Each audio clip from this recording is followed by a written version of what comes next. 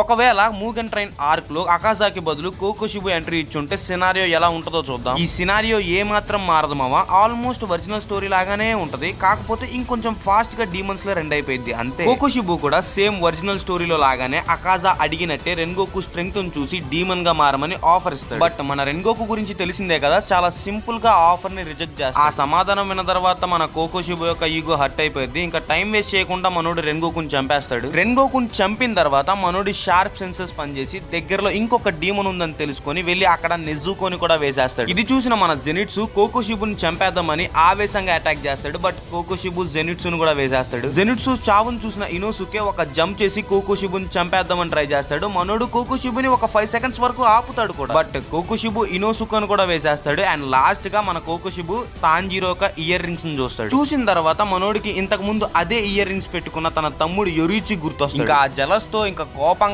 తాంజిరోని కూడా చంపేసి ఇంకా డీమన్ స్లేయర్ ని అక్కడికక్కడే ఎండ్ చేసి పడదబ్బుతాడు.